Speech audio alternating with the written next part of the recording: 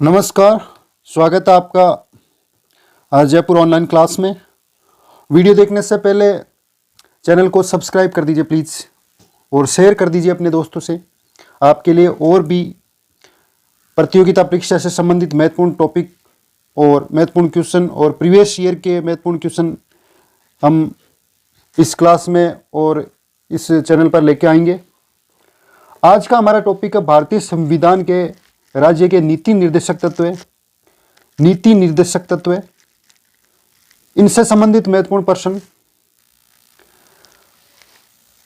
राज्य के नीति निर्देशक तत्वों को भारतीय संविधान की अनोखी विशेषता किसने कहा?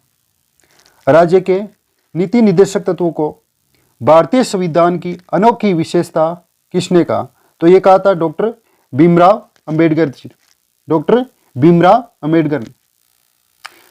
कल्याणकारी राज्य स्थापना की संकल्पना का समावेश संविधान के किस भाग में वर्णित है? कल्याणकारी राज्य स्थापना की संकल्पना का समावेश संविधान के किस भाग में वर्णित है? तो भाग 4 में ये नीति निर्देशक तत्व के अंदर कल्याणकारी राज्य स्थापना की संकल्पना का समावेश है, भाग 4 में।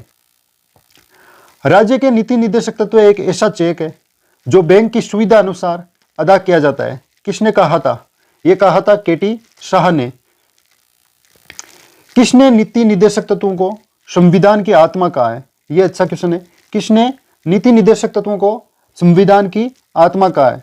जी ऑस्टिन ने। नीति निर्देशक तत्वों को किस देश के संविधान से लिया गया है? आयरलैंड के संविधान से। नीति निर्देशक तत्वों को किस देश के संविधान से लिया गया है? आयरलैंड के संविधान से। Question number 5 very important. नीति निर्देशक तत्व को किस देश के संविधान से लिया गया है? आयरलैंड के संविधान से। ग्राम पंचायतों का गठन संविधान के कौन से अनुच्छेद में लिखा गया है? ग्राम पंचायतों का गठन संविधान के कौन से अनुच्छेद में लिखा गया है? अनुच्छेद 40 में। ग्राम पंचायतों का गठन संविधान के कौन से अनुच्छेद में लिखा गया है? अनुच्छेद 40 में। नीति निर्देशक तत्वों के अंदर ये लिखा गया है अनुच्छेद 40 में कि राज्य ग्राम पंचायतों के गठन का प्रावधान करेगा। सहकारी समिति का गठन, संचालन, प्रबंधन कौन से अनुच्छेद में वर्णित है? अनुच्छेद 43 ख। सहकारी समिति का गठन, संचालन, प्रबंधन कौन से अनुच्छेद में वर्णित है? अनुच्छेद 43 ख में। नीति निर्देशक तत्वों के अंदर ये बात रखी गई है कि राज्य सहकारी समिति का गठन करेगा, उनका संचालन प्रबंधन की व्यवस्था करेगा। ये अनुच्छेद 43 ख में लिखा गया है। भारतीय संविधान में राज्य के नीति निर्देशक सिद्धांतों के अनुच्छेदों में से कौन सा अनुच्छेद अंतर्राष्ट्रीय शांति और सुरक्षा के संवर्धन से संबंधित है? तो अनुच्छेद 51 में अंतर्राष्ट्रीय शांति और सुरक्षा के बारे में बताया गया है कि राज्य अंतर्राष्ट्रीय शांति और सुरक्षा के लिए प्रयास करेगा। अनुच्छेद 51 में। यह मोस्ट क्वेश्चन है। भारत के प्रत्येक नागरिक का कर्तव्य होगा कि प्राकृतिक पर्यावरण का संरक्षण एवं सुधार करे। संविधान के कौन से अनुच्छेद में लिखा गया है? नीति निर्देशक तत्व के अंदर अनुच्छेद 48 एक के अंतर्गत पर्यावरण संरक्षण से संबंधित निर्देश दिए गए हैं कि राज्य पर्यावरण संरक्षण और सुधार से संबंधित कार्य करेगा। अनुच्छेद 48 ए में लिखा गया है। किस संविधान संशोधन अधिनियम द्वारा अनुच्छेद 43 ख संविधान में जोड़ा गया, जिसके तहत सहकारी समितियों का गठन, संचालन और प्रबंधन का उल्लेख किया गया है? संविधान के अनुच्छेद 43 ख कौन से संविधान संशोधन द्वारा संविधान में जोड़ा गया? तो ये जोड़ा गया 97वें संविधान संशोधन अधिनियम 2011 द्वारा। 97 संविधान संशोधन अधिनियम 2011 द्वारा। नीति निर्देशक से संबंधित वर्णनात्मक विवरण इस प्रकार है। भारतीय संविधान के भाग 4 अनुच्छेद 36 से 51 तक राज्य के नीति निर्देशक तत्व का वर्णन किया गया है। कौन से भाग में नीति निर्देशक तत्व का वर्णन किया गया है? भाग 4 में, अनुच्छेद 36 से 51 तक। नीति निर्देशक तत्व आयरलैंड के संविधान से लिए गए हैं। नीति निर्देशक तत्व आयरलैंड के संविधान से लिए गए हैं। नीति निर्देशक तत्व के पीछे मूल अवधारणा क्या है? कल्याणकारी राज्य की स्थापना करना। निर्देशक तत्व एक प्रकार से राज्य के लिए नैतिकता के सूत्र है। देश में वास्तविक रूप से सामाजिक और आर्थिक प्रजातंत्र को स्थापित करना नीति निर्देशक तत्व का मूल उद्देश्य है। अनुच्छेद 36 में राज्य शब्द का अर्थ बताया गया है, जैसे अनुच्छेद 13 में बताया गया है कि राज्य से अभिप्राय है कि केंद्रीय सरकार संसद, राज्य सरकार, विधानमंडल, भारत सरकार के सभी स्थानीय और अन्य पदाधिकारियों से यहाँ राज्य शब्द का अर्थ बताया गया है संविधान के अनुच्छेद 36 में।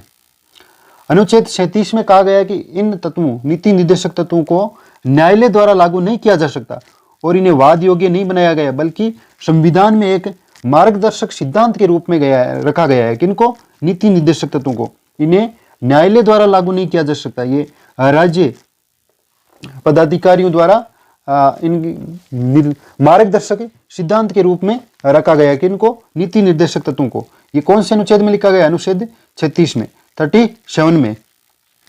अनुच्छेद 38 1, राज्य को निर्देश दिया गया है कि लोक कल्याण की अभिवृद्धि करके सामाजिक व्यवस्था की स्थापना करने का प्रयास करेगा, सामाजिक, आर्थिक, राजनीतिक न्याय सुनिश्चित हो सके। राज्य को निर्देश दिया गया है कि लोक कल्याण की अभिवृद्धि करके सामाजिक व्यवस्था की स्थापना करने का प्रयास करेगा, सामाजिक, आर्थिक और राजनीतिक न्याय सुनिश्चित हो सके। अनुच्छेद 39 सम्मान, न्याय, निःशुल्क विधिक सहायता, समान कार्य के लिए समान वेतन और शोषण से बच्चों और युवकों की सुरक्षा करेगा। राज्य को निर्देश दिया गया अनुच्छेद 39 के तहत कि समान न्याय और निःशुल्क विधिक सहायता उपलब्ध कराएगा, समान कार्य के लिए स्त्री पुरुष को समान वेतन मिलेगा, शोषण से बच्चों और युवकों की सुरक्षा करेगा। यह अनुच्छेद 39 में लिखा गया है। तो प्रश्न पूछा जाएगा, समान न्याय, निःशुल्क विधिक व्यवस्था संविधान के कौन से अनुच्छेद में वर्णित है? तो अनुच्छेद 39 में। राज्य ग्राम पंचायतों की स्थापना करेगा, यह अनुच्छेद 40 में लिखा गया है। नागरिकों के लिए रोजगार और शिक्षा की व्यवस्था, सार्वजनिक सहायता आदि राज्य उपलब्ध करवाएगा, यह अनुच्छेद 41 में लिखा गया है। अनुच्छेद 42 42 में अनुकूल मानव उचित अवस्था में कार्य व्यवस्था, स्त्रियों को प्रसूति सहायता के लिए उपबंध आदि राज्य व्यवस्था करेगा। मानव को अनुचित कार्य व्यवस्था उपलब्ध करवाएगा, स्त्रियों को प्रसूति सहायता के लिए उपबंध या व्यवस्था करवाएगा, यह अनुच्छेद 42 में लिखा गया है। अनुच्छेद 43 में कुटीर उद्योगों को प्रोत्साहन संबंधी राज्य व्यवस्था करेगा, यह अनुच्छेद 43 में है। अनुच्छेद 43 के में प्रबंधन में कर्मचारियों की भागीदारी बढ़ाना, यानी कि किसी कंपनी में कर्मचारियों की भी भागीदारी होना बहुत जरूरी है, यह अनुच्छेद 43 के में लिखा गया है। अनुच्छेद 43 के तहत प्रबंधन में कर्मचारियों की भागीदारी बढ़ाना राज्य का दायित्व होगा।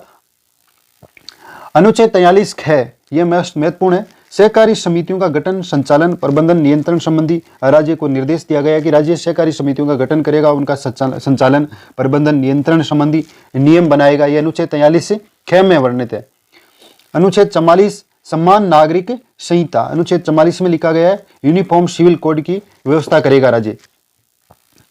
अनुच्छेद 45 सबसे महत्वपूर्ण है, 14 वर्ष के बालकों के लिए निःशुल्क अनिवार्य शिक्षा प्रदान करने की व्यवस्था करेगा राज्य। बाल्यावस्था में देखभाल, बच्चों की शिक्षा के लिए प्रयास करेगा, अनुच्छेद 45 में लिखा। अनुच्छेद 46 दुर्बल वर्ग, अनुसूचित जातियों, अनुसूचित जनजातियों शिक्षा, अर्थ संबंधी की रक्षा करना, शोषण से रक्षा करना, उन्नति करना, ये अनुच्छेद 46 में। दुर्बल वर्ग, अनुसूचित जातियों, अनुसूचित जनजातियों के लिए शिक्षा संबंधी, अर्थ संबंधी यानी धन संबंधी, शोषण से मुक्ति ये और उनकी उन्नति के लिए राज्य प्रयास करेगा। SC ST और अदर दुर्बल वर्ग है उनके लिए राज्य शिक्षा की व्यवस्था और धनोपार्जन की व्यवस्था, शोषण से मुक्ति, उनकी उन्नति के प्रयास आदि अनुच्छेद 46 में लिखा गया। अनुच्छेद 47 में स्वास्थ्य के लिए हानिकारक मादक पदार्थों के सेवन पर प्रतिबंध लगाना।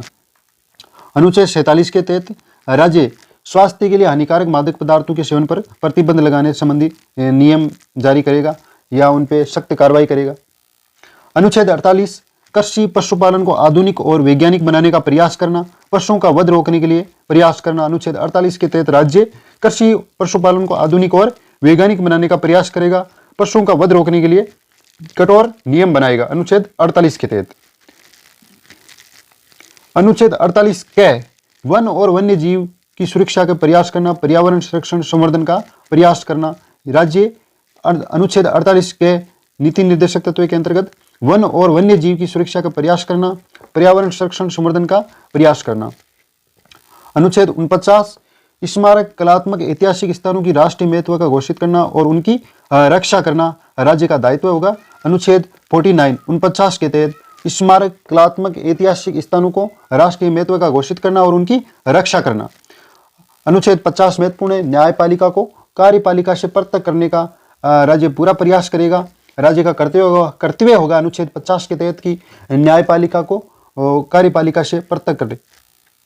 अनुच्छेद 51 ये भी महत्वपूर्ण, अंतर्राष्ट्रीय शांति और सुरक्षा की स्थापना, अंतर्राष्ट्रीय कानून और संधियों के प्रति आदर का भाव, अंतर्राष्ट्रीय झगड़ों को मध्यस्थता द्वारा सुलझाने को प्रोत्साहित करना आदि राज्य का प्रमुख कार्य होगा, दायित्व होगा।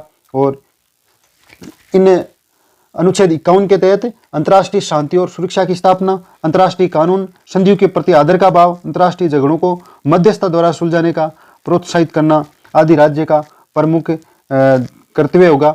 तो नीति निर्देशक तत्व के अंतर्गत राज्य के प्रमुख कर्तव्य और उनके दायित्व लिखे गए हैं। धन्यवाद। इस तरह और भी आपके लिए महत्वपूर्ण टॉपिक लेके आएंगे, जुड़े रहिए हमसे। धन्यवाद। शेयर करिए वीडियो और सब्सक्राइब करिए।